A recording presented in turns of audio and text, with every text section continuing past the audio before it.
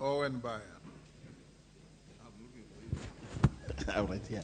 Thank you very much, Mr. Speaker. It's an honor to second this motion on the appointment of the Cabinet Secretaries.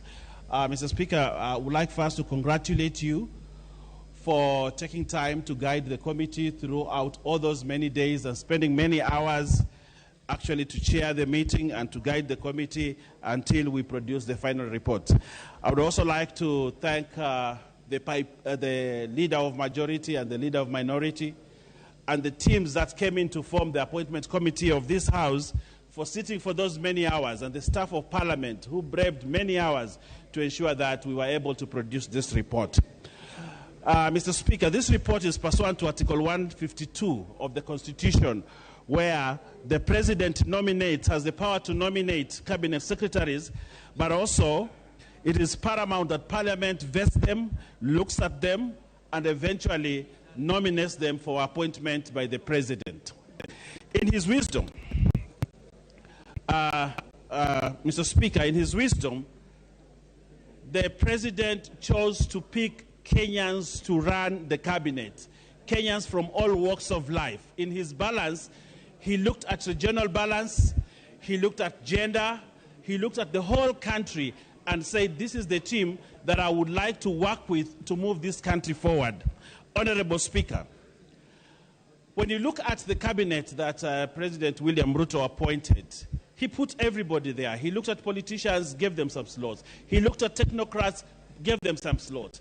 So when we were vetting them with the perspective and the prism that these are Kenyans from a different walk of life and they would present themselves differently at the vetting table.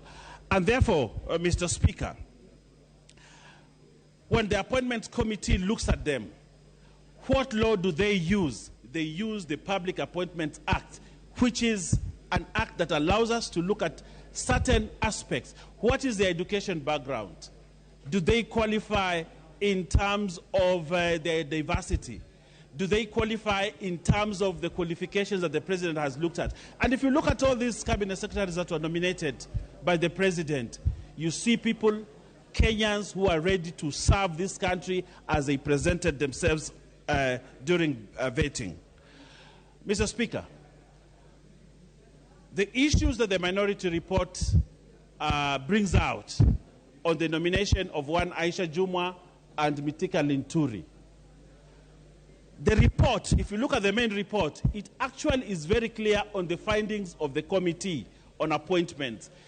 That one, the allegations against Aisha Jumwa have been dropped.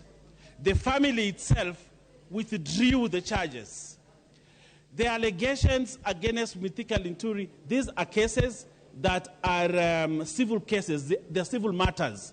Many of the members here in this house, in this chamber, have very many civil cases out there, but they do not impede them from doing their work as honorable members. Even if you look at the past cabinet, very many of them had civil matters, civil cases. They did not impede them from doing their work. The civil cases that are hanging around Mitika Linturi will not in any way impede him from doing his work. He had these cases even when he was a senator. But today, to try to crucify Mitika Linturi on the basis of civil matters is double speak on the members that have written the minority report. Even those members here that wrote the minority report themselves have civil cases. They have issues, but it doesn't impede them from doing their work. So today, to say that Mitika Linturi is unfit to hold public office because of civil matters, Mr. Speaker, is stating what is not right. Mr. Speaker.